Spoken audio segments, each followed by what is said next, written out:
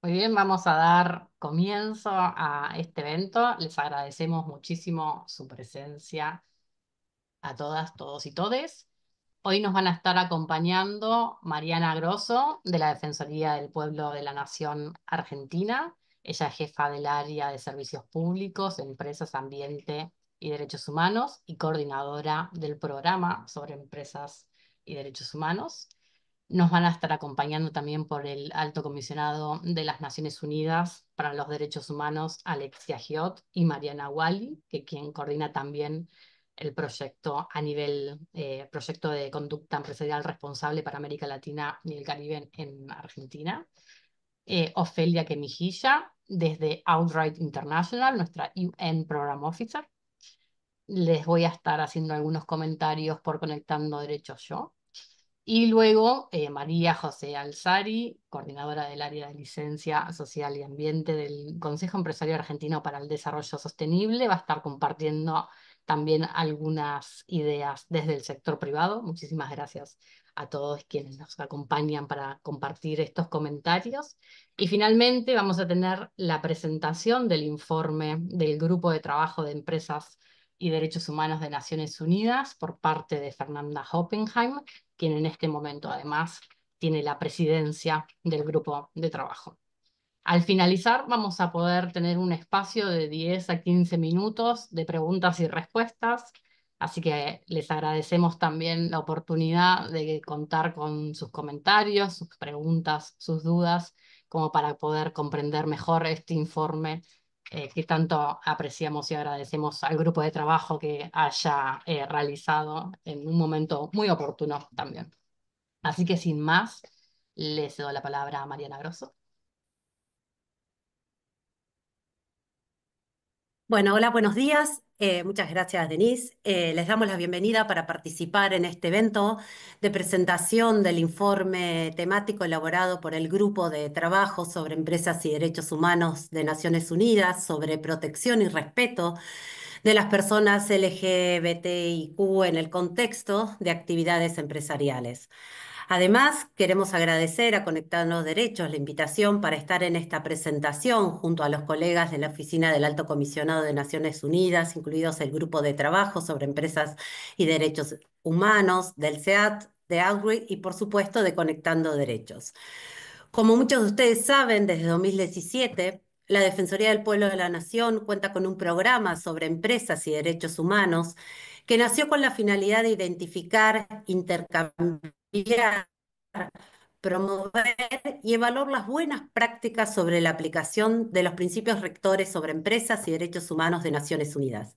Desde abril de 2024 se realizó una fusión de áreas temáticas y se creó el área de servicios públicos, empresas, derechos humanos y ambiente. Quiero resaltar que la Defensoría del Pueblo tiene un mandato amplio para promover y proteger los derechos humanos y un papel relevante en la promoción de su respeto por las empresas y la protección de las personas y comunidades, incluidos los grupos LGTBIQ+, cuyos derechos pueden ser afectados en el contexto de actividades empresariales, incluyendo los mecanismos de reparación. Además, resaltamos que en la Línea Nacional de Base en Empresas y Derechos Humanos, que realizamos con el apoyo de la CNUD, de la OIT, de UNICEF Argentina y de OCDE, y que permitió la elaboración de un estudio técnico realizado por Conectando Derechos, tiene un enfoque diferenciado en personas LGTBIQ+, además de niños y adolescentes y géneros y otros grupos en situación de vulnerabilidad. La línea nacional de base y el estudio técnico se encuentra disponible en nuestra página web y pueden todos identificarlas con las brechas que nosotros hemos detectado y las recomendaciones propuestas al respecto. Finalmente, y como podrán ver en el informe que hoy se presenta, el mismo facilita a los estados y a las empresas recomendaciones concretas para que puedan cumplir sus respectivas obligaciones y responsabilidades internacionales de hacer frente a las vulneraciones de los derechos humanos relacionadas con las empresas a las que se enfrentan las personas LGTBIQ+. Muchas gracias y que tengamos una excelente jornada. Alexia. Muchísimas gracias a las y los colegas de Conectando Derechos y los otros y otras organizaciones que organizan este evento. Yo de mi parte estoy con un double hat, porque de uno estoy en representación del proyecto CERAL, de la parte de la Oficina del Alto Comisionado, pero también del equipo, digamos, que apoyó a Fernanda y al grupo de trabajo en la elaboración del informe que se está presentando el día de hoy. El proyecto CERAL, que Conducta Empresarial Responsable en América Latina y el Caribe, es un proyecto financiado por la Unión Europea y implementado por la Oficina del Alto Comisionado en colaboración con el grupo de trabajo y con la OIT y la OCDE. Y en este marco se está trabajando con gobiernos, con empresas, organizaciones empresariales, sociedad civil, trabajadores, trabajadoras, academia, para impulsar el tema y la agenda de empresas y derechos humanos y conducta empresarial responsable en la región, incluso a Argentina. En este marco, el tema de género siempre ha sido un eje transversal. De hecho, ya se ha hecho unos eventos sobre el tema del LGBTIQ+, incluso en el marco del foro regional. Y ahora pues venimos todavía con un proyecto un poco más avanzado sobre cómo implementar los principios rectores en esta materia. En relación al informe que Fernanda Oppenheim, la presidenta del grupo de trabajo, se le va a presentar, quisiéramos recordar que se construyó a partir de docenas de contribuciones escritas, entrevistas y consultas, incluso consultas que hicimos en la región, y podrán ver en el informe y varias experiencias bastante interesantes de la región en el marco del respeto y la protección de los derechos de las personas LGBTQ+, en el contexto de las actividades empresariales. Así que, pero sin quitar más, digamos, contenido en lo que le puede presentar Fernanda, les quisiera agradecer y desear una buena jornada. Muchas gracias. Ah, por favor, les recuerdo si podemos hablar un poco lento para ayudar a nuestra intérprete. Nos va a hablar ahora Ofelia Quemijilla. Ofelia va a hablar en inglés. Ustedes tienen un botón abajo a la derecha que dice interpretación y pueden cambiar para escuchar en español. Así se pueden escuchar la interpretación de lo que va a estar comentando Ofelia. Ofelia, we hear you. Thank you. Friends, it's a great pleasure to join you today at this event, and I'm grateful for the opportunity to speak. My name is Ophelia Kemijisha. I use she, her pronouns, and I work at Outright International as a UN program officer, where my work focuses on sustainable development.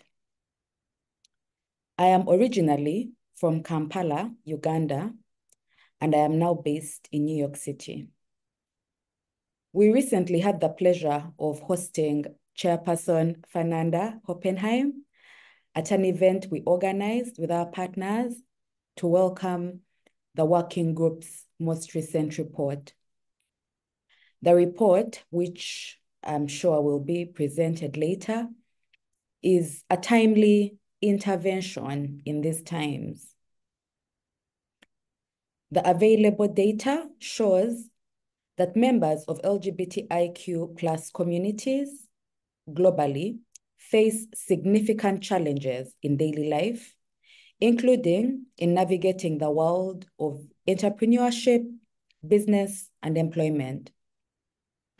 This can take various forms, including refusing to extend credit to queer-owned businesses, enforcing strict dress codes that disregard one's gender, failing to extend benefits to the families of LGBTIQ plus employees, or even unfair dismissal on the basis of sexual orientation, gender identity, or sex characteristics.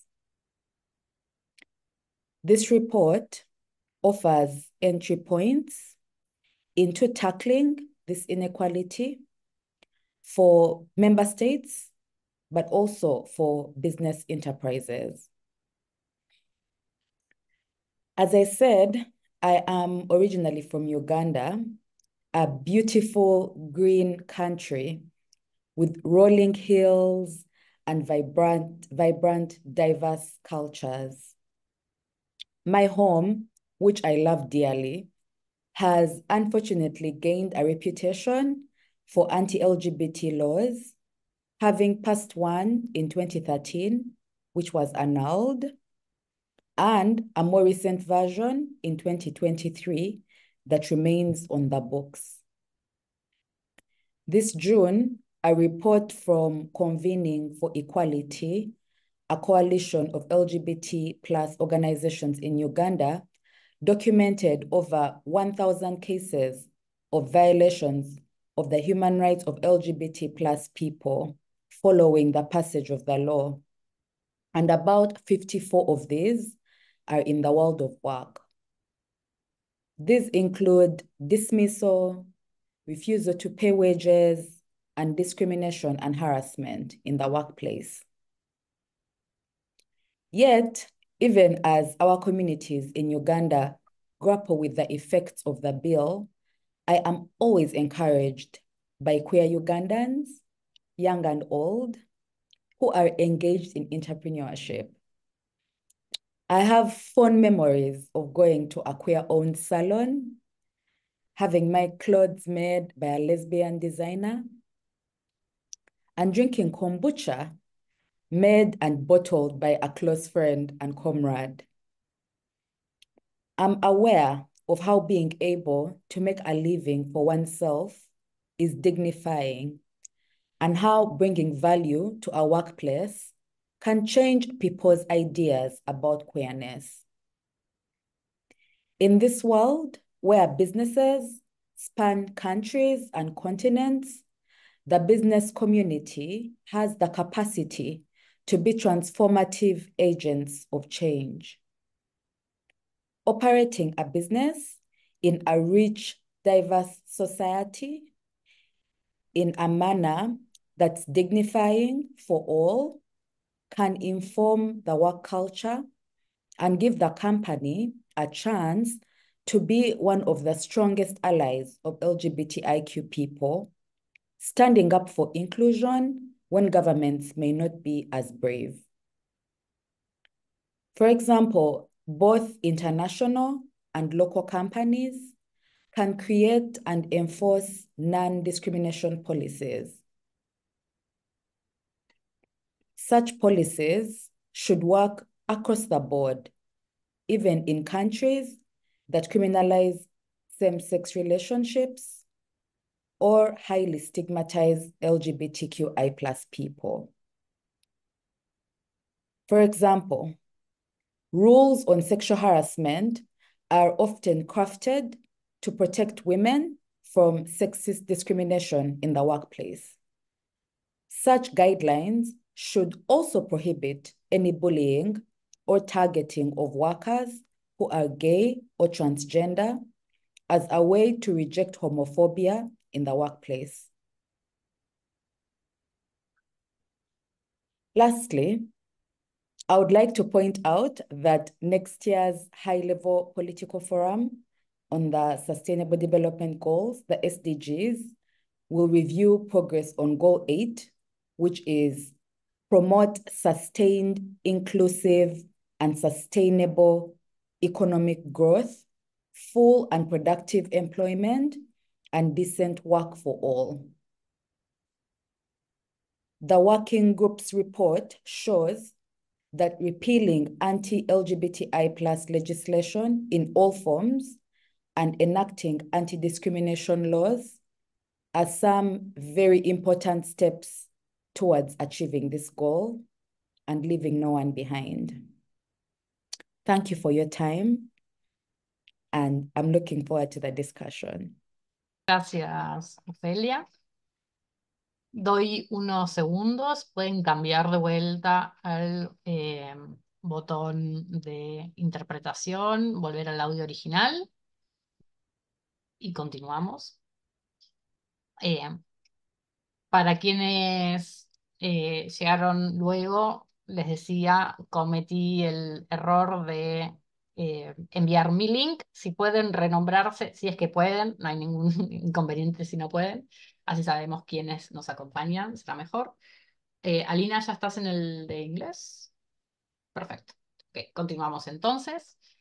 Queremos aprovechar desde Conectando Derechos este momento para resaltar algunos aspectos nombrados en el informe para para las cuestiones locales y luego tendremos la presentación en sí de las recomendaciones por parte de la presidenta del grupo de trabajo.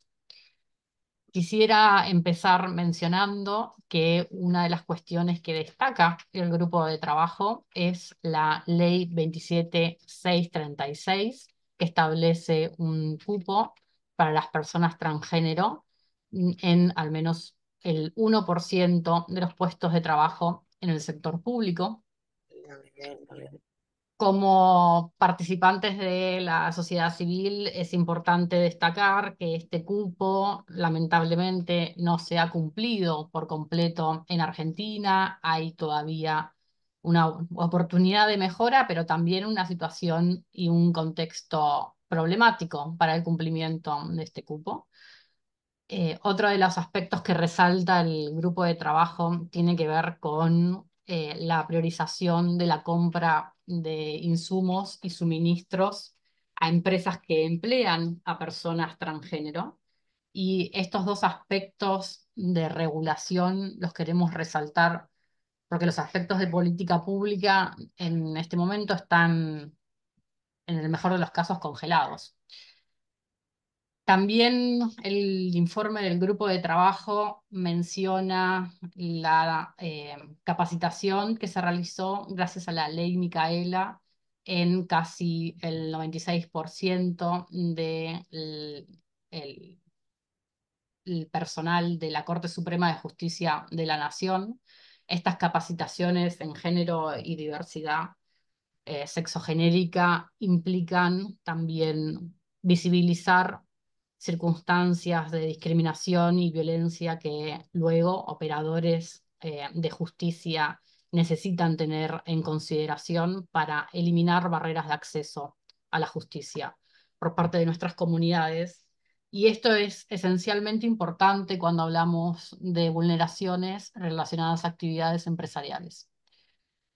El informe también destaca la línea nacional de base con perspectiva de derechos de personas LGBTI que desarrolló la Defensoría del Pueblo de la Nación, una línea nacional de base que ustedes pueden consultar en la página y sobre la cual Mariana nos habló al inicio.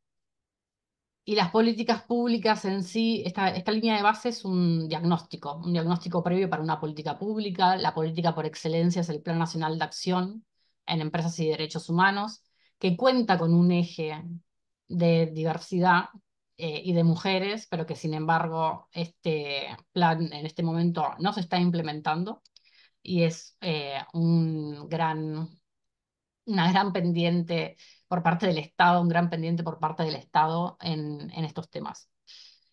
Quisiera destacar, luego de este pequeño repaso de las menciones que hay en el informe sobre Argentina, que es un momento en el que requerimos la participación del sector privado como gran aliado para poder hablar y también implementar la agenda de empresas y derechos humanos con enfoque en la protección de los derechos de personas LGBTI.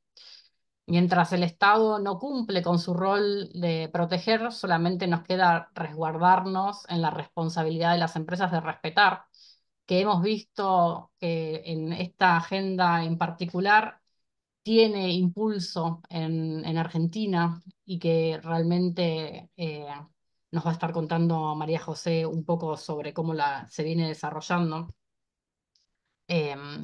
Y siempre destacar que cuando hablamos de diversidad, equidad e inclusión, si no lo hacemos con un enfoque de derechos humanos, nos estamos quedando un poco cortes. Y es ahí donde el informe, con sus recomendaciones, y los instrumentos y guías que elaboró el grupo de trabajo y el Alto Comisionado de Naciones Unidas nos sirven como herramientas para realmente poner un enfoque de derechos humanos. La dificultad de abordar estas agendas sin un enfoque de derechos humanos nos puede llevar a acciones que sean consideradas pinkwashing o rainbow washing, que es algo que dentro del sector privado se entiende también como un riesgo. eh, Trabajar con sociedad civil, trabajar con personas expertas, expertos, expertes, con titulares de derecho, es la manera de desarrollar acciones en conjunto que sean respetuosas de los derechos humanos, de los colectivos con los que trabajamos y que nos permitan también abordar estos riesgos, comprenderlos y poder desarrollar acciones que sean integrales. En ese sentido, quiero pasarle la palabra a María José Alzari, quien es nuestra representante del sector privado y una gran aliada en la agenda y en las actividades que desarrollamos, para que nos comente un poco sobre estas acciones y sobre sus visiones sobre el informe. Majo. Muchas gracias, Denise. Buenos días a todas, a todos. Un gusto poder compartir este encuentro esta mañana. Agradecer a ACNUR, al proyecto CERALC y al grupo de trabajo por esta presentación del informe en Argentina, a Conectando Derechos por su organización y por supuesto a Outbright y a la Defensoría del Pueblo de la Nación también por acompañar esta iniciativa. Como Denise indicaba, yo coordino el área de transparencia y licencia social del Consejo Empresario Argentino para el Desarrollo Sostenible, SEATS. Primer aspecto a destacar es que es una organización empresaria cuyo objetivo constitutivo es el desarrollo sostenible. En ese marco, nuestra gran finalidad es acompañar a las empresas en la implementación y el sostenimiento de la gran agenda de sustentabilidad, con una mirada y con un enfoque de continuidad del negocio.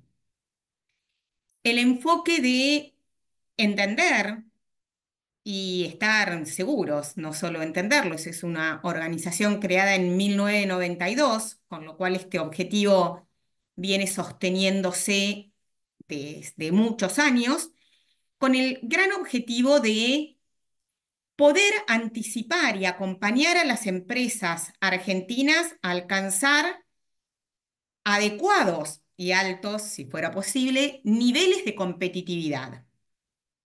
La agenda de la sustentabilidad hoy no puede estar desagregada de los temas ambientales y de los temas sociales, no puede estar desagregada de los contextos locales ni de los contextos globales, y va evidenciando diferentes desafíos en donde se requiere tener una mirada o sostener la mirada estratégica.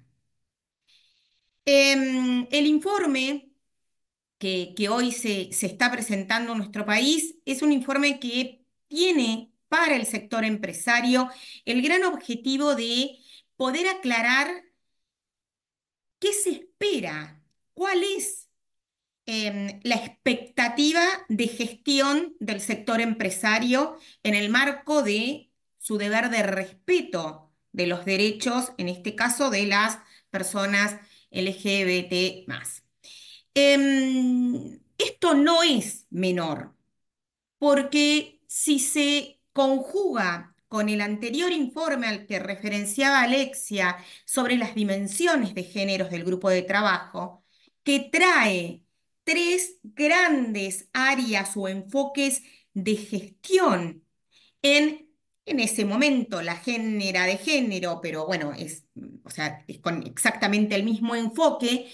entre los dos documentos vamos a encontrar un sinnúmero de orientaciones clave para identificar qué y cómo gestionar. Lo cierto es que cuando hablamos de personas LGBT+, vamos a estar, y esto que empieza también con una mirada de reconocer cuáles son las situaciones. Vamos a estar hablando en general de contextos con em, grandes aspectos de vulnerabilidad en un montón de sentidos. Quizás hay ciertas situaciones desde lo legal, macro, que Argentina tiene un avance importante y esto tampoco es menor, porque ciertos desafíos que otros países pueden enfrentar desde lo jurídico puntualmente, Argentina lo tiene, no sé exactamente cuál es la palabra para usar, especialmente en la actualidad, pero lo tiene al menos regulado. Esto no es menor. ¿M? Cuando vamos a la empresa, y acá hay algunos aspectos que son transversales a la agenda de empresas y derechos humanos. ¿Por qué? Porque el informe y cuando hablamos de estos temas, estamos hablando siempre de dos grandes, en realidad tres grandes ejes de acciones. El primero, que no lo quiero menospreciar porque no es menor ni mucho menos, es el compromiso. ¿M? El compromiso de respeto de los derechos humanos y una expresa mención a el respeto de las diversidades, el respeto del principio de igualdad, a la no tolerancia a ningún acto de discriminación, ni de acoso, ni de violencia, que podemos decir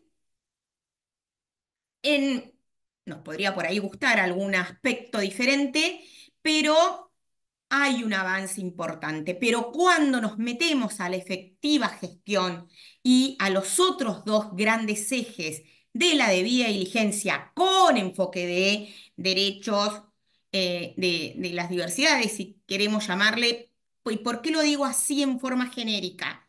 Porque tenemos un gran desafío en la implementación de los procesos de debida diligencia y los cambios culturales que requieren esta identificación de riesgos con enfoque de derechos humanos.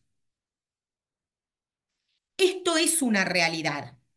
El cambio cultural necesario dentro de una empresa para empezar a identificar cómo, y no solo empezar a identificar, sostener en el tiempo esa identificación, no es menor.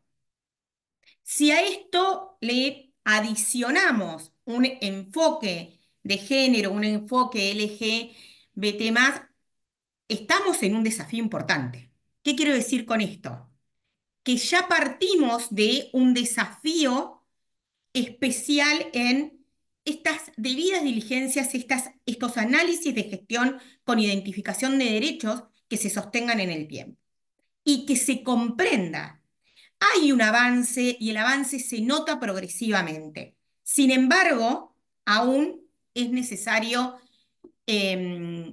profundizar estos enfoques. Y el tercer eje, que es el eje de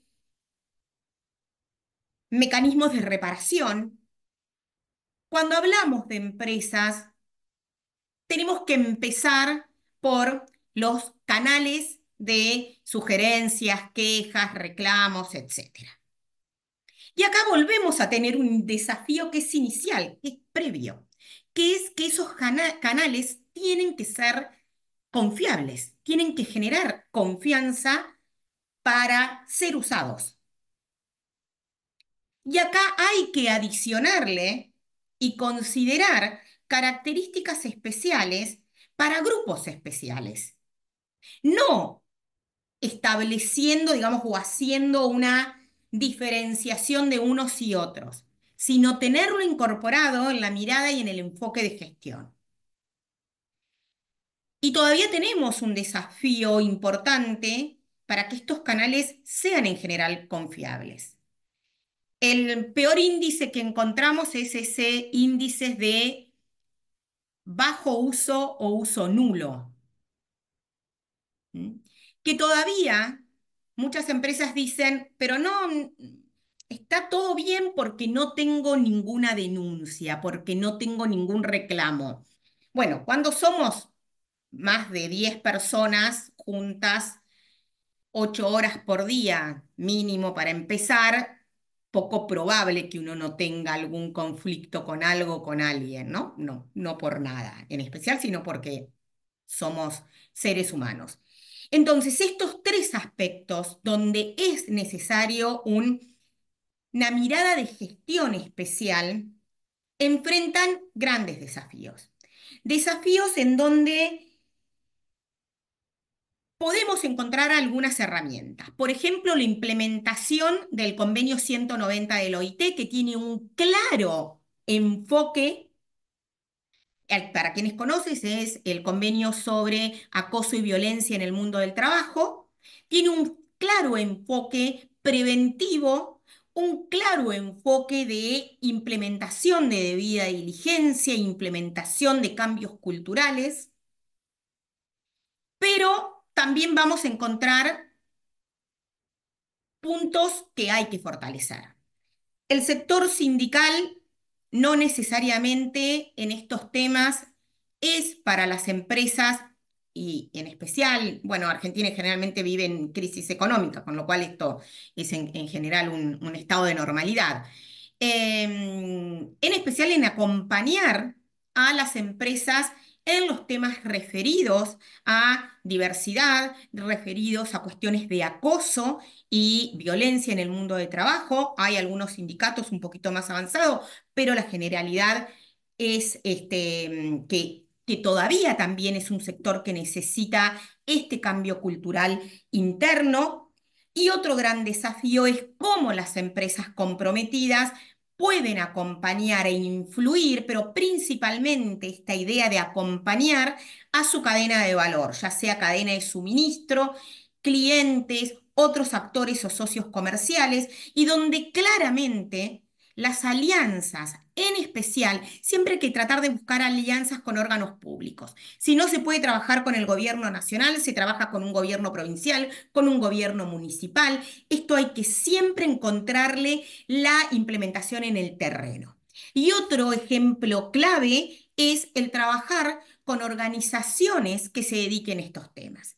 En SEAT, y ya para ir cerrando, hemos realizado capacitaciones y generado alianzas con diferentes empresas, por ejemplo, con la organización Contratrack Trans, para poder trabajar los temas. Tenemos una alianza que se viene sosteniendo año a año con Fundación Huésped. De esa manera vamos trabajando los diferentes temas de acuerdo a la agenda de empresas, y también intentamos, con no poco desafío, sostener una mirada de compromiso todo el año. Intentamos evitar publicaciones especiales para días sino hacer que las empresas compartan sus iniciativas en materia de diversidad durante todo el año. Entendemos que el informe del grupo de trabajo va a venir a ayudarnos a poder marcar diferentes acciones y hojas de ruta, así que bueno, el año que viene sin duda estaremos trabajando en algunos de estos ejes y usando el informe como base de gestión. Muchas gracias. Muchas gracias, María José.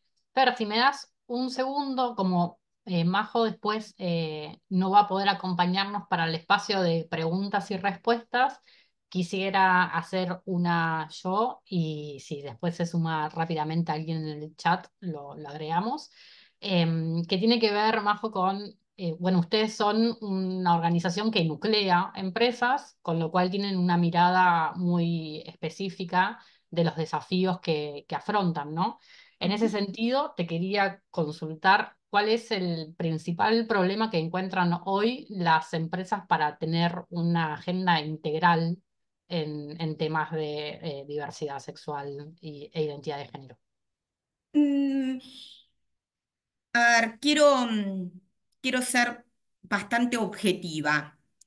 En este momento hay algunas otras agendas que para las empresas, al menos desde lo comunicacional y desde lo operativo, están presentando algunas dificultades especiales, principalmente desde lo comunicacional, que no es la agenda de diversidad.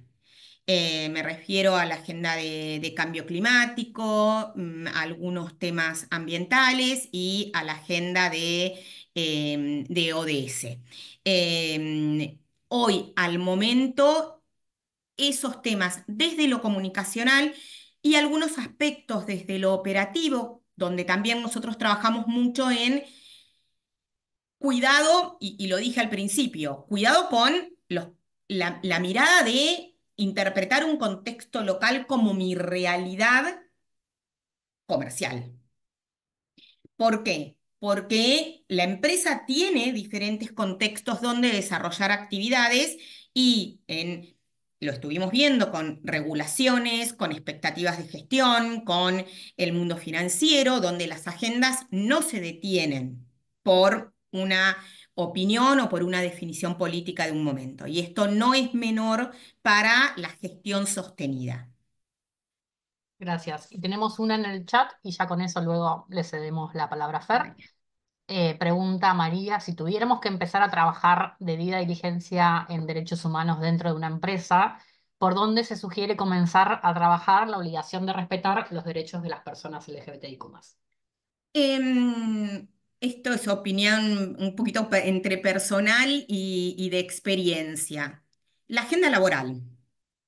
Si uno se mete desde la agenda laboral, que principalmente las áreas operativas ya las tienen bastante internalizada, tenemos gran parte de cumplimiento regulatorio, desde esa mirada, desde introducir el enfoque de derechos humanos al ámbito laboral, tenemos un camino muy grande para poder trabajar estos temas. En especial respecto de Argentina, que ha ratificado el convenio 190 del OIT, entonces tenés una apertura clave para poder trabajar estos temas usando los títulos que sean posibles y o necesarios. Hay algo que siempre hicimos, no con la agenda LGBTI más, sino con la agenda de derechos humanos en general. Se ingresa por donde se puede y no hay que perder ninguna oportunidad. Si no podemos usar ciertos títulos al principio, ya va a haber oportunidad, pero lo importante es poder asegurar la gestión. Muchísimas gracias, Majo. Muchísimas A gracias por ustedes. tu presencia. Y pido disculpas porque tengo que, hasta las 11 me quedo, pero después tengo que ingresar a otra actividad. Gracias. Gracias a vos. Y ahora sí, Fernanda Hoppenheim, presidenta del Grupo de Trabajo de Naciones Unidas sobre Empresas y Derechos Humanos, con la presentación en sí del informe. Fer, te escuchamos. Muchísimas gracias, Denise. Buenos días a todas, a todos, a todes. Gracias, por supuesto, a Conectando Derechos, al CEADS, a la Defensoría del Pueblo, a Outrights International por ayudarnos a organizar este evento y que podamos compartir algunos puntos destacados del informe y, por supuesto, también a la Oficina del Alto Comisionado, a mis compañeras del equipo, Alexia, que fue fundamental en la elaboración de este informe, y también Crisalma Lavanan, otra colega también que apoyó muchísimo los esfuerzos, y al equipo del Proyecto CERALC, Mariana Wally también. Gracias a todas. Bueno, y sobre todo a ustedes por hacerse tiempo esta mañana de estar un ratito aquí y poder escuchar de nosotras y también tener este intercambio. Bueno, retomando un poco el tema del contexto de cómo llegamos a elaborar este informe, el grupo de trabajo es parte de los procedimientos especiales de Naciones Unidas es decir, somos relatoras y relatores especiales, digamos, pero tenemos un mandato colectivo, somos 5 personas expertas de cada una de las regiones, y a mí me tocó liderar este informe en particular, que fue presentado hace 2 semanas a la Asamblea General de Naciones Unidas. Es uno de los 2 informes temáticos que anualmente tenemos que presentar frente a la ONU. Como bien comentaban mis colegas que hablaron anteriormente, el grupo de trabajo ya venía realizando una labor importante en materia de género. De hecho, yo antes de ser miembro del grupo de trabajo, empecé en 2021, participé, digamos, desde mi afiliación anterior en los diálogos que el grupo de trabajo propició para desarrollar este informe de las dimensiones de género de los principios rectores de Naciones Unidas, de empresas y derechos humanos. Y en ese contexto es que desde que yo ingresé particularmente seguimos ampliando y profundizando nuestro entendimiento sobre la cuestión de género y los aportes que podemos hacer en el sentido de proveer recomendaciones y directrices, guías sobre la aplicación de los principios rectores en este contexto, ¿no? Sumado a eso, el grupo de trabajo también tenemos un enfoque en ciertas industrias, tenemos un enfoque también en ciertos grupos en mayor situación de riesgo o potencial vulnerabilidad, y también en ese contexto es que se enmarca este trabajo. Fue un proceso consultivo amplio, tuvimos más de 15 consultas en línea con distintos grupos de actores, también en espacios multiactor, es decir, tuvimos sector privado, gobiernos, sociedad civil, activistas, sindicatos, individualmente, pero también algunos espacios con todas las partes como este, participando. También recibimos escritos, textos escritos, insumos escritos, que están todos públicos. Cuando ustedes accedan, igual mis compañeras pueden compartir el enlace al informe, y ahí en esa página donde pueden descargar el informe en los 6 idiomas oficiales de Naciones Unidas, español incluido, pueden también consultar los inputs, los insumos escritos que recibimos. ¿Y por qué entonces, bajo todo ese contexto, decidimos, o qué estuvimos viendo en este informe? Primero vimos que los impactos adversos a la población LGBTI+, en el contexto de las empresas, de la actividad empresarial, son desproporcionados. La violencia, la estigmatización, la discriminación en el lugar de trabajo sigue siendo prevalente. También vemos algunos otros desafíos, más todavía, perdón, Alina, algunos otros desafíos en, por ejemplo, las redes sociales, los ataques en línea, los discursos de odio. También vemos cuestiones de falta de representación en la publicidad, por ejemplo, o misrepresentation, como se dice, mala interpretación y representación. Y también, por ejemplo, en los deportes, ¿no? O sea, realmente en los eventos deportivos, en los mega eventos deportivos, donde las asociaciones empresariales como el Comité Olímpico Internacional, perdón, las asociaciones deportivas son actores privados que también están cubiertos bajo los principios rectores, ¿no? Entonces, ante toda esta diversidad de impactos, desde una aproximación interseccional, esto es muy importante, el grupo de trabajo sí tiene mucho interés en entender cuáles son esos factores que se intersectan y que pueden exacerbar estos riesgos, ¿no? Como factores de clase, raza, contexto, donde están insertas estas personas de la comunidad LGBTI+, y también entendiendo que, digamos, somos una comunidad muy diversa, donde hay distintas identidades que están en distintas situaciones de riesgo, ¿no? Siempre decimos que no es lo mismo, por ejemplo, ser un hombre cisgénero, gay, blanco en un contexto urbano que una mujer trans en un contexto rural, por ejemplo, ¿no? Y más aún racializada, si fuera el caso. Entonces, esa diversidad también hay que tenerla en cuenta, también en los análisis que cada sector realiza. No todas las personas somos iguales, así como no todas las mujeres somos iguales cuando se trabaja con ese enfoque, ¿no? Bueno, algunos ejemplos concretos, simplemente para compartir más aterrizadamente cuando hablamos de estos impactos desproporcionados. Como decíamos, ¿no? Con las asociaciones deportivas, por ejemplo, tenemos muchos desafíos, particularmente para dos poblaciones. Por supuesto, para las personas trans, que como hemos visto ha habido mucho debate en torno a los Juegos Olímpicos, en torno a, digamos, los deportes de alta competencia, y donde ha habido hasta una prohibición, ¿no? Y del grupo de trabajo hemos hecho recomendaciones claras junto con otros mandatos de que los deportes son un derecho cultural, un derecho a la salud, etcétera, que, digamos, todas las personas, cis o trans, tenemos derecho a ejercer y a disfrutar y a competir. Y por otro lado, también vemos un riesgo específico para las personas intersexuales.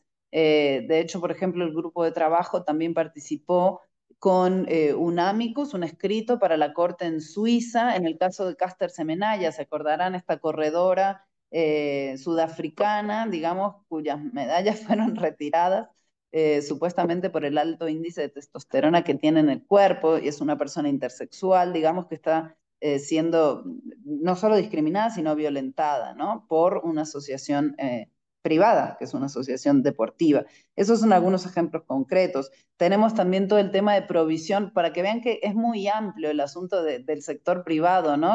Hay mucha diversidad y hay muchos casos y ejemplos concretos. Tenemos el caso de los proveedores de servicios médicos, de servicios de salud, ¿no? Los seguros privados de salud, donde muchas veces tampoco se quiere afiliar o cubrir a ciertas identidades o a ciertos tipos de familia que no tienen el reconocimiento, por ejemplo, o donde hay discriminación o atención inadecuada. Tenemos a las empresas de tecnología, que son las que desarrollan, por ejemplo, inteligencia artificial, con todos estos desafíos, pero también con todos estos, esta parcialidad, estos biases, se dice en inglés, ¿no? Que es determinados por la identidad, el reconocimiento facial, etcétera, y la información que se les brinda a los sistemas de inteligencia artificial, los insumos que reciben para después funcionar, también tienen muchos sesgos. Pero también está todo el tema, como comentaba al inicio, de las redes sociales, ¿no? Y la responsabilidad que tienen las empresas de este tipo de plataformas, de asegurar que sean espacios libres de violencia y discriminación contra las personas LGBTI+. Y para irnos a otro ejemplo muy diferente, los servicios financieros, ¿no? El acceso a créditos, por ejemplo, el acceso a cuentas bancarias. Esto sucede mucho en contextos donde no hay posibilidad, por ejemplo, para las personas transgénero de que eh, o para personas con diversidades de expresiones de género, para que haya como un empate, digamos, entre su documento oficial que presentan al banco y su expresión de género, y esto también genera casos de discriminación o de falta de acceso a servicios financieros. Eso para ir a algunos ejemplos concretos de qué estamos hablando cuando hablamos de impactos diferenciados o exacerbados en el caso de las personas LGBTI+. Entonces, esto, por supuesto, que se aumenta estos riesgos y estos contextos de violencia cuando hay lo que llamamos un ambiente habilitante, ¿sí? Cuando hay una regresión en las protecciones a las personas LGBTI+, como estábamos viendo, y Ofelia lo compartía desafortunadamente en su país, ¿no? Pero también vemos que en la Argentina hay un contexto habilitante desde las altas esferas del gobierno con discursos que propician la violencia, ¿sí? En algunos casos hay regresiones en las protecciones en algunos países con leyes que más bien exacerban esa discriminación o esa criminalización a las personas de la diversidad sexogenérica, pero en algunos casos también vemos que si bien no hay un desmantelamiento total de esas protecciones, sí hay discursos que pueden habilitar a estas violencias. Y eso también es muy peligroso. Y todas estas regresiones es algo que señalamos sucintamente porque, como verán, es un informe mediano, digamos, tenemos una limitación en la extensión, entonces por supuesto que se puede seguir profundizando mucho más en todos estos temas que aparecen mencionados, pero bueno, todas estas regresiones realmente nos preocupan como grupo de trabajo. Y ahí es interesante que ha surgido en muchos de estos diálogos, por un lado sí el riesgo del pink o rainbow washing, que comentaban ya mis compañeras, por parte del sector privado, pero por otro lado, la importancia de el rol que puede cumplir las empresas como lugares de trabajo, en contextos donde digamos, los ataques vienen desde la esfera estatal, vamos a decir así, ¿no? Entonces ahí las empresas también pueden convertirse en espacios seguros donde los trabajadores, las trabajadoras, les trabajadores se sientan protegidas, ¿no? Sientan que ahí tienen un espacio libre de violencia. Por eso es tan importante también ese trabajo interior con las empresas y estos diálogos. Bueno, para irnos directamente a los 3 pilares en los próximos 5 minutitos más o menos y abrir el espacio para preguntas. Los 3 pilares de los principios rectores, el pilar es lo que fuimos trabajando en el informe luego de hacer este análisis contextual. El pilar 1, que son las obligaciones del Estado de proteger los derechos humanos. Ahí hablamos de algunas cosas importantes. Ahí estamos recomendando fuertemente que los estados puedan adoptar leyes antidiscriminación, incluso basada esa discriminación en cuestiones de género y de identidad y de orientación sexual, que eso esté explícito, que también haya una lente, un enfoque de diversidad y de género y de interseccionalidad en las políticas públicas, por ejemplo, los planes nacionales de acción de empresas y derechos humanos. Tenemos algunos casos en el mundo, por ejemplo, en Perú, sin ir más lejos en nuestra región. Bueno, Argentina también tuvo algunos componentes de género en su plan, que está por ahí en algún cajón, esperando que alguien lo retome. Entonces creemos que esa es una oportunidad. También los países que están desarrollando regulaciones en materia de debida diligencia en derechos humanos, creemos que hay una gran oportunidad ahí de que coloquen esta lente, este enfoque de diversidad y género, que también haya una recolección adecuada de datos para que realmente la toma de decisiones esté basada en datos concretos de estas discriminaciones, de estas violencias, y no en cuestiones ideológicas, digamos, o políticas desde ciertos lugares que no ven la importancia de proteger a esta población en alta situación de riesgo y vulnerabilidad. Y algo muy importante que estamos diciéndole a todos los gobiernos, a todos los actores estatales, es la coherencia política. Esto el grupo de trabajo lo habla en términos generales, la importancia de la coherencia política, pero en particular, cuando hablamos de estos temas, estamos viendo muchos estados que dicen, yo quiero tener un plan de empresas y derechos humanos o trabajar en empresas y derechos humanos, y al mismo tiempo estas leyes antidiscriminación, estas leyes, perdón, discriminatorias contra la comunidad LGBTI+, ¿no? Entonces, esto es algo que estamos diciendo, es una contradicción que, digamos, no debería suceder desde la perspectiva de coherencia política y de protecciones a todas las personas. Y esto es importante, en ningún momento estamos diciendo, y esto lo aclaramos, queremos una categoría especial de derechos. Queremos derechos que todas las personas podamos ejercer libremente y estemos protegidas. Eso es lo que se necesita y eso no queda por fuera de la agenda de empresas y derechos humanos. Por eso este tema es tan importante. Todos los derechos internacionalmente reconocidos para todas las personas, en todas las jurisdicciones y en las operaciones de todos los sectores están contenidos, considerados y protegidos bajo los principios rectores. Entonces eso también es muy importante de destacar con todos los actores con los que tenemos estos diálogos. Eso es sobre pilar 1, en resumidas cuentas. Sobre pilar 2, que es la responsabilidad de las empresas de respetar los derechos humanos, lo más importante es lo siguiente. Las empresas, esto lo dicen los principios rectores, tienen una responsabilidad independiente de respetar los derechos humanos y asegurar que no haya daños en sus operaciones. ¿Independiente de qué? Independiente de la voluntad o la capacidad del Estado de proteger los derechos humanos. Esto quiere decir que, no quiere decir que sea fácil de navegar, pero significa que en contextos donde, por ejemplo, hay regresiones en las protecciones a las personas LGBTI, las empresas tienen que igual garantizar que sus operaciones sean respetuosas de los derechos humanos de este colectivo, igual que de cualquier otro, ¿no? Y esto es muy importante. Y ahí es donde vienen algunos elementos que María José traía. Lo del compromiso público, por ejemplo. Esto es muy importante, ¿no? Que haya un compromiso público, que haya una palabra contundente desde el sector privado, por ejemplo, en un contexto como el que está viviendo ahora la Argentina, en favor de las diversidades, ¿no? Eso es fundamental, el compromiso con la comunidad. Por supuesto que también en los procesos de debida diligencia en derechos humanos, que es este análisis de riesgo que hacen las empresas. Gracias, Majo. Hasta pronto. Se puede incluir esta perspectiva de género y diversidad, eso es muy importante.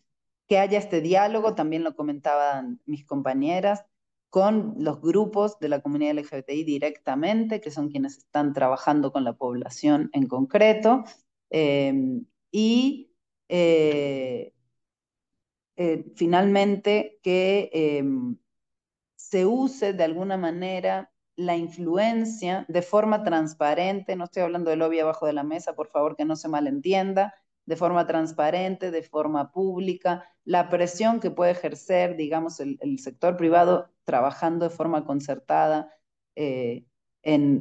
hacia los estados cuando tiene que ver con derechos humanos, por ejemplo, de la población LGBTI+, puede ser también un aspecto de incidencia interesante. Otra vez, reiterando, y pueden leer el otro informe sobre interferencia de las empresas en cuestiones públicas, que también tuve la oportunidad de liderar en 2022. Ahí es donde les decimos cómo hacerlo, para que sea respetuoso de los derechos humanos. Es muy, muy importante esa oportunidad en este contexto. Y finalmente, voy más lento de lo esperado por la interpretación. Ya hubiera terminado, porque hablo rápido, pero me falta el pilar 3. Voy a ir lo más lento y rápido posible a la vez, que el pilar 3 es muy importante, que es el de acceso a remedio, ¿sí? Ese es el tercer pilar de los principios rectores y tiene que ver con el acceso a remediación cuando hay un daño a los derechos humanos. En este caso, para la población LGBTI+, hablamos de trabajar con el sector del Poder Judicial, digamos, con los impartidores, las impartidoras de justicia, porque es muy importante que no haya una revictimización o una discriminación cuando llegan esas denuncias, cuando llegan esos procesos al sistema legal. Hay que entrenar a las y los impartidores de justicia, hay que también asegurar que haya una investigación sistemática de los abusos a las personas LGBTI+, y una sanción adecuada, en este caso cuando ocurre en el contexto de la actividad empresarial, es decir, que eso no quede en la impunidad, que entonces haya más confianza en el sistema de justicia en ese sentido. Y por otro lado, cuando hablamos del sector privado, sí que esos mecanismos de quejas, esos mecanismos de remediación, realmente sean efectivos y seguros para las personas LGBTI. En algunos casos tienen que ser anónimos, con protección de datos, etcétera, para que las personas sientan esa confianza de acercarse, pero también dar resultados. Y ese resultado no necesariamente es cambiar a esa persona a otra oficina. Eso es un problema que tenemos y lo tenemos también con el acoso sexual, por ejemplo, en el ámbito laboral. A la víctima es a la que se la mueve, no, tiene que ser al victimario, al que en todo caso se le imponga una sanción, aunque yo no soy particularmente punitivista, pero o se haga un proceso restaurativo, digamos, ¿no? Con esa persona, y que a la víctima se la proteja y no se la afecte negativamente más de lo que ya está afectada, ¿no? Entonces, eso es muy importante en cuanto a los mecanismos internos de las empresas. Y también, pues que las empresas tengan coherencia interna, ¿no? Coherencia política interna también. Si tienen un compromiso público, si apoyan el mes del orgullo, entonces también tienen que asegurar que adentro de sus operaciones no haya discriminación. También tienen que asegurar que la debida diligencia tenga esta perspectiva, es decir, que hacia afuera no se afecte a la comunidad LGBTI más tampoco. En fin, mucho para decir, pero me voy a quedar por aquí, por economía de tiempo, y quedo atenta a sus preguntas. Muchísimas gracias. Muchísimas gracias, Fer. Muchísimas gracias, Ofelia, Mariana, Majo. Muchas gracias, Ali, por la interpretación. Vamos a tener un espacio de 10 minutos aproximadamente para preguntas y respuestas. Para quienes quieran dejar sus consultas, las pueden poner por el chat. Pueden levantar la mano y hacerlas. Y mientras tanto, vamos viendo una para Fer que pregunta. Si tuvieras que explicar la diferencia entre un enfoque de debida diligencia en derechos humanos y la agenda DEI tradicional, ¿cómo la resumirías? Muchísimas gracias, Sol, por esa pregunta que es clave, ¿no? La agenda DEI tradicional es muy importante y de hecho nosotras trabajamos también con los equipos DEI, por ejemplo, en la elaboración de este informe, ¿sí? Pero la agenda DEI se centra en los procesos internos, ¿no? Y tiene más que ver con inclusión que con otra cosa. Entonces, es abrir oportunidades de trabajo, es hacer que los espacios internos sean más seguros, y esto es muy importante y puede tener una perspectiva de derecho. Sin embargo, la debida diligencia es este proceso de análisis de riesgo, que es mucho más completo y complejo también, donde se debe incluir ese análisis de riesgo a las personas LGBTI+.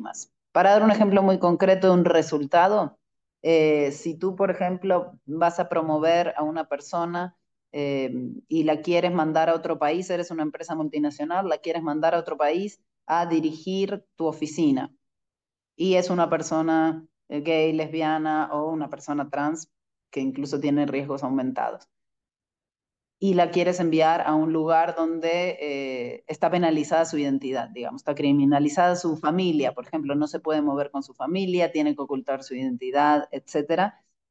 Y te das cuenta de eso como resultado de esos procesos de diligencia, entonces puedes ver cómo con esa persona resolverlo, ¿no? Quizás la mandas mejor a otra jurisdicción, ¿no? Donde tenga protecciones, en fin. Tiene esta perspectiva de derechos mucho más, que va mucho más allá de la inclusión, ¿no? La inclusión siendo un elemento importante, pero insuficiente, digamos, desde la perspectiva de derechos humanos.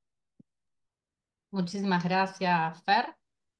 Andrés, Andrés Giovini. Sí, muchas gracias por por este espacio. Una pregunta capaz que es muy particular que me vengo haciendo, que capaz que puede ayudar o no a otras personas, pero eh, en el ámbito a veces laboral uno recurre al humor como para visibilizar desde algún lugar empático algunas situaciones, pero últimamente me vengo preguntando si el humor es una herramienta adecuada como para en un lugar de trabajo eh,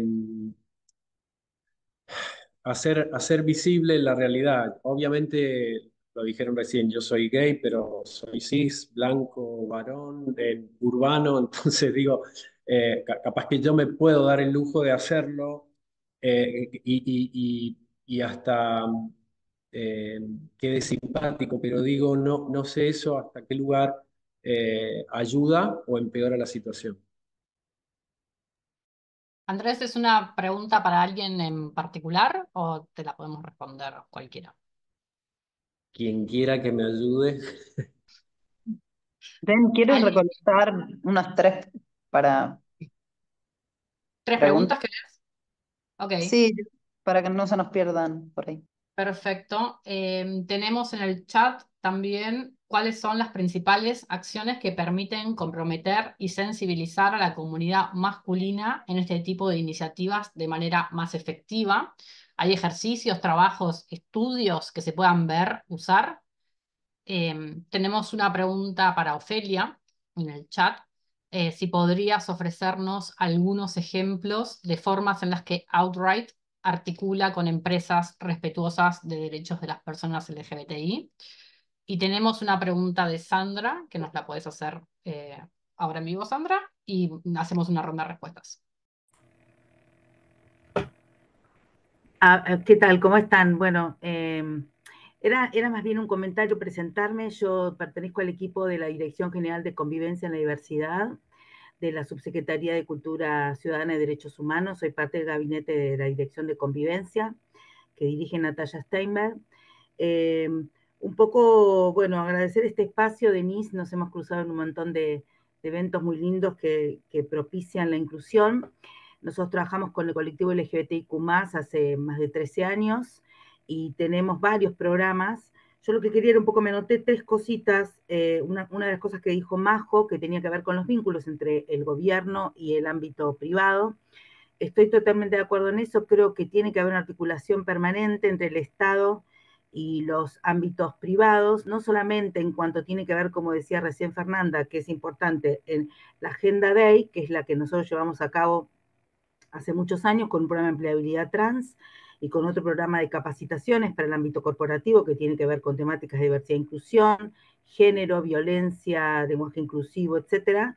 Y por otro lado también un programa de colaboración es como dar un sí, digamos, a ese espacio que le da esta dirección a capacitaciones muy profundas e intensas sobre diversidad y sobre todo también tienden a la prevención, de alguna manera, sobre discriminación y violencia verbal, física y todo lo que también capaz tenía preguntando recién, creo que era Andrés. También decir que la diligencia tiene que ver también con la protección de derechos, porque uno puede decir, bueno, mandar a una persona al exterior sabiendo que su identidad o que su orientación va a ser agredida, amenazada, etcétera, es también la protección de un derecho, como tiene que ver también el acceso a derechos, que es dentro de lo que nosotros hacemos, que es también diligencia, no solamente un programa de empleabilidad o un programa de capacitación, sino también la diligencia gubernamental tiene que ver también con promover y proteger los derechos de las personas, desde el acceso a la salud, la educación y el empleo, como también proteger los derechos de las personas en general. Me parece que eso tiene mucho que ver con una prevención de cuidar a las personas LGBT en el resto del mundo. Y bueno, decir que para nosotros es fundamental estos espacios de empleabilidad, que no es menor, porque cuando uno emplea a una persona también está abordándola integralmente, en todo sentido. Nosotros trabajamos con población trans adulta, con población trans más joven, con varones trans, también con personas no binarias y trabajamos con generación muy amplia, desde la generación Z hasta personas trans que quizás no ha sido posible incluirlas laboralmente o incluirlas en el sistema. Hay mucha gente que está caída del sistema y lo que hacemos dentro de la dirección es intentar brindarles otros espacios para que puedan tener una posibilidad y estén dentro de la sociedad, digamos, ¿no?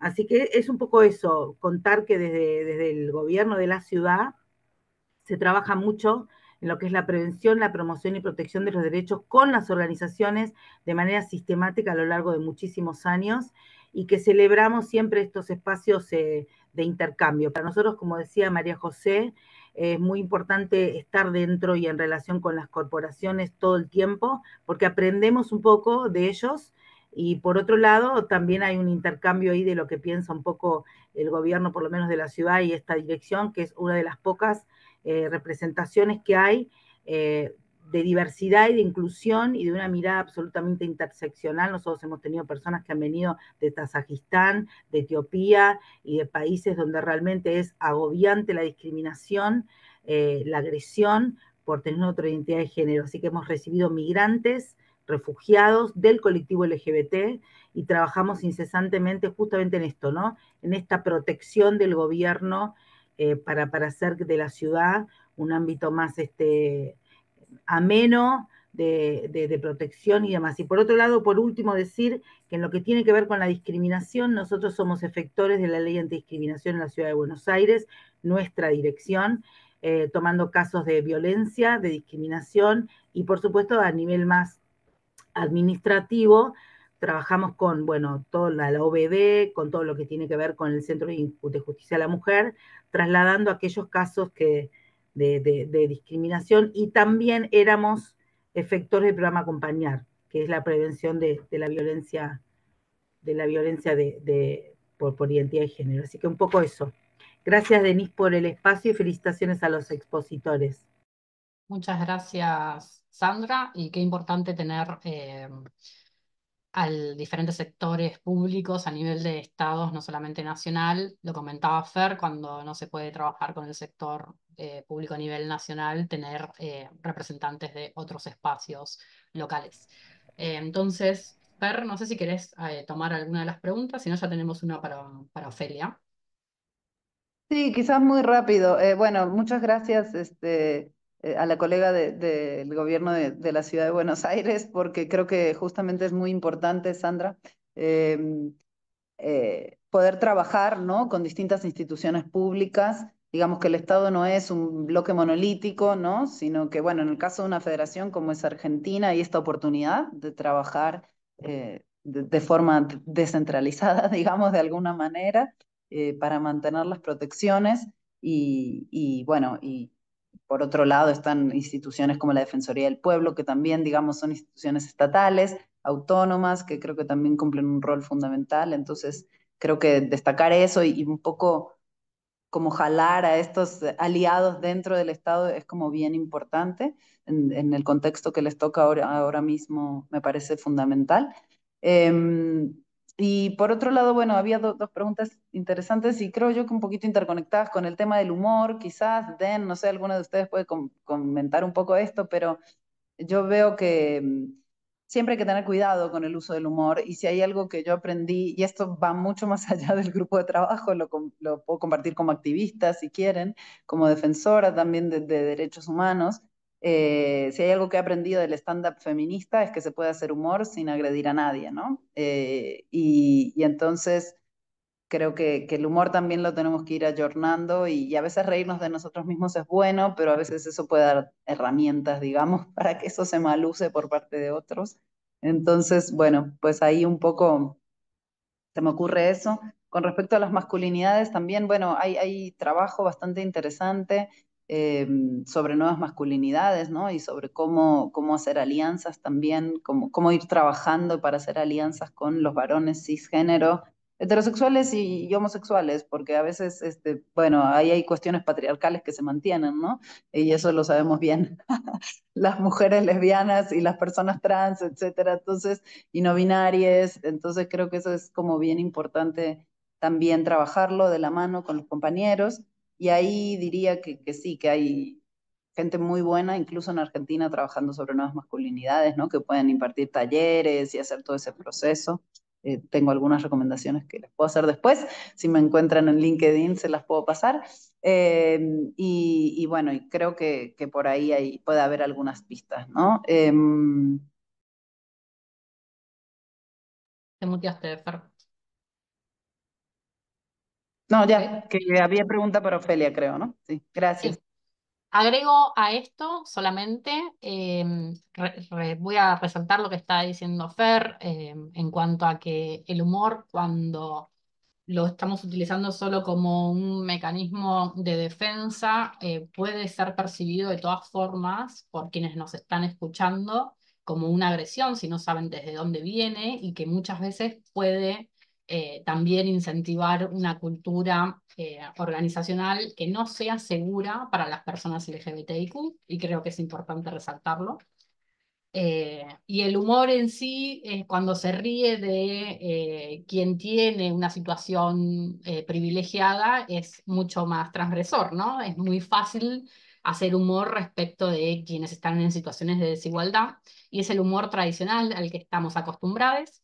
Eh, si queremos que ese humor sea una herramienta transformadora, entonces el humor puede resaltar privilegios y puede reírse de ellos y mostrar lo absurdo que a veces es la discriminación y la desigualdad en sí.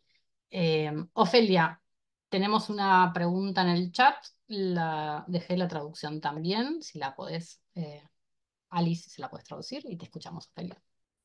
Thank you so much for the question.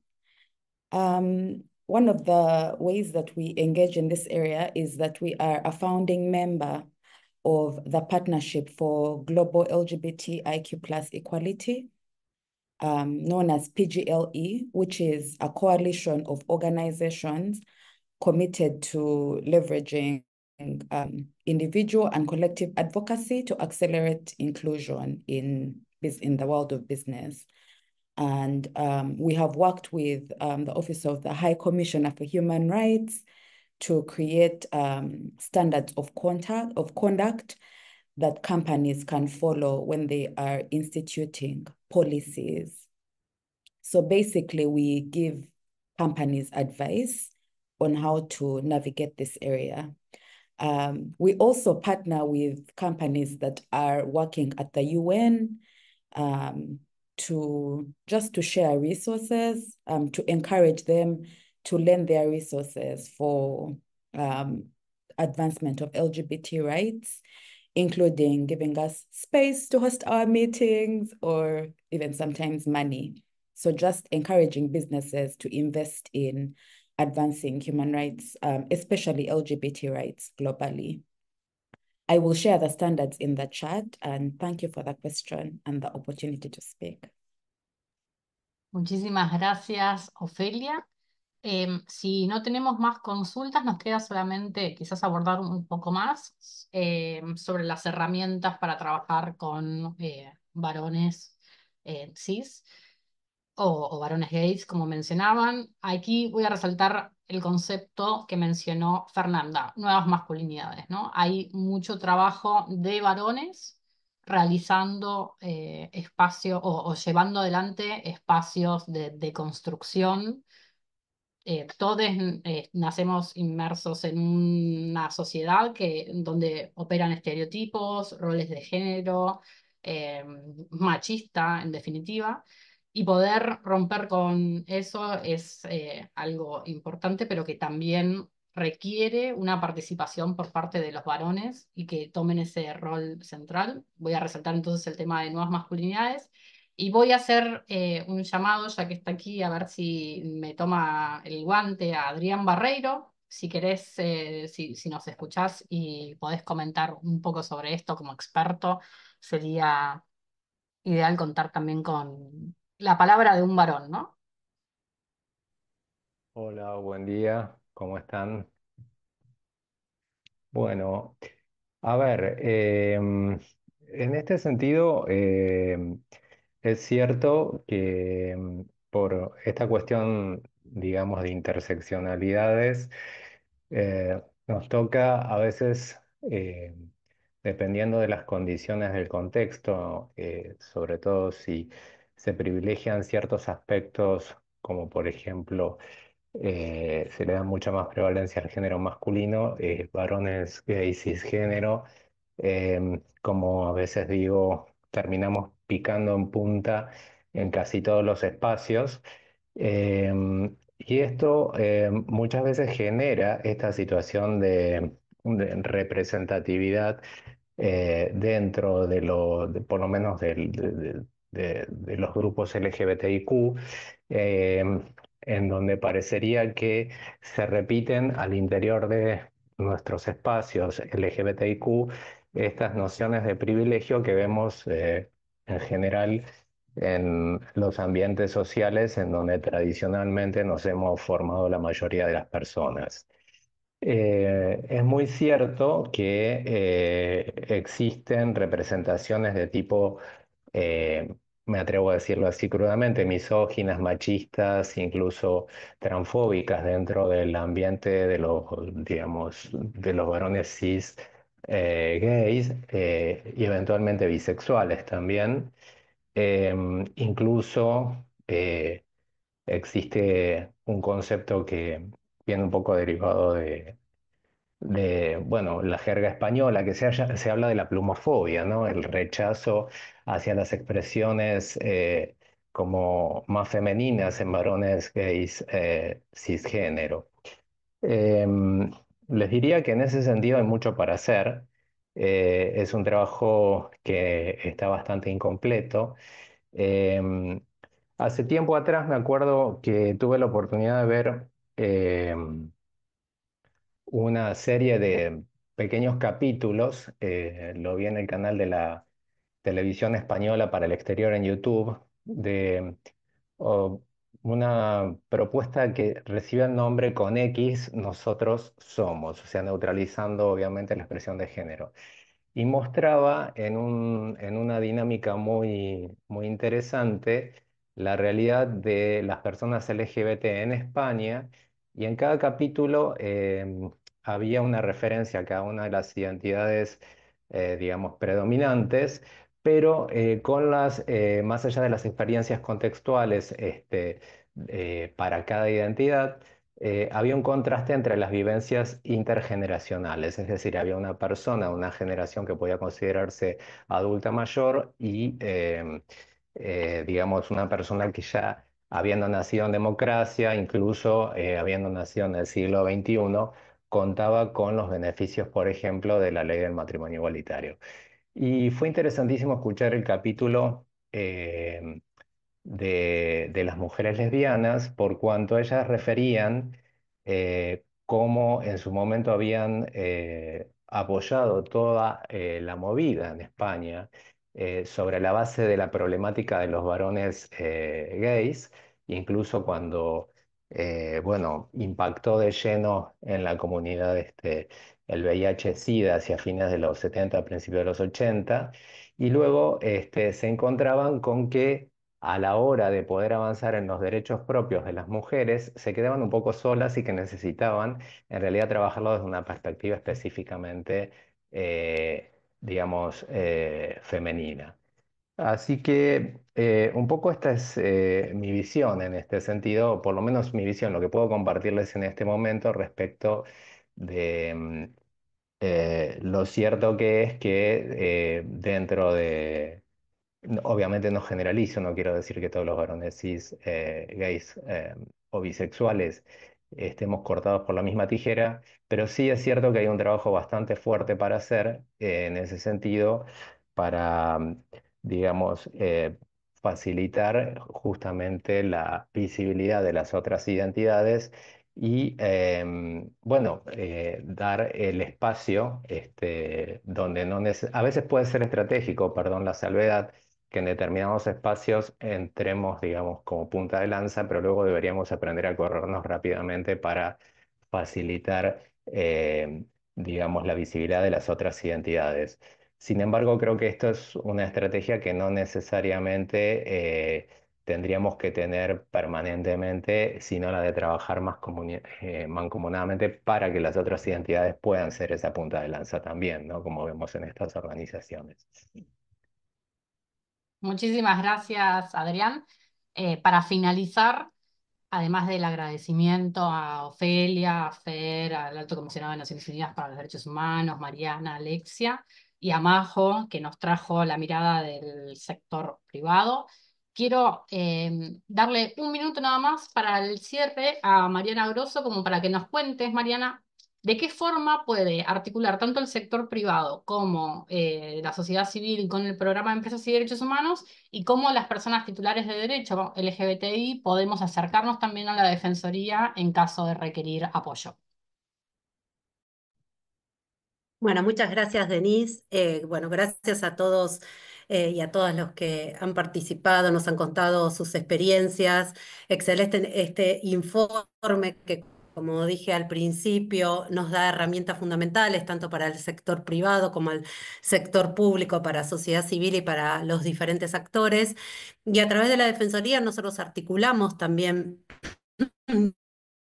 con el sector privado, realizando y en alianza, realizando capacitaciones, pero también nosotros recibimos por hoy lo que está pasando y que tiene que ver, por ejemplo, con bancos que tienen aplicaciones para registrarse o billeteras virtuales que no dan la posibilidad, más allá de poner género masculino o femenino. Les pongo un pequeño, digamos, ejemplo de los cuales la Defensoría está interviniendo a partir de un reclamo específico, documento nacional de identidad en su partida de nacimiento, pero hoy por hoy no se adapta la tecnología a la ley de identidad de género. En eso es una de las cuestiones que está trabajando la Defensoría. Nosotros receptamos reclamos a través de nuestra página web, a través de WhatsApp específicos que tenemos en el área para que cualquier cualquier persona que encuentre vulnerado sus derechos a partir de un no reconocimiento por parte del mecanismo de reparación estatal, no judicial. Muchísimas gracias, Mariana. Dejamos en el chat el enlace para que puedan acceder a el apartado de servicios públicos, empresas y derechos humanos y medio ambiente, en caso de que requieran el contacto con la Defensoría del Pueblo de la Nación. De vuelta quiero agradecer especialmente a Ofelia, Fernanda, Alexia, Mariana, las Marianas, y a María José por sus presentaciones. Tienen también en el chat el informe, se los vamos a estar enviando por mail a todos los que se inscribieron. Les agradecemos nuevamente por haber estado hoy con nosotros. Muchas gracias.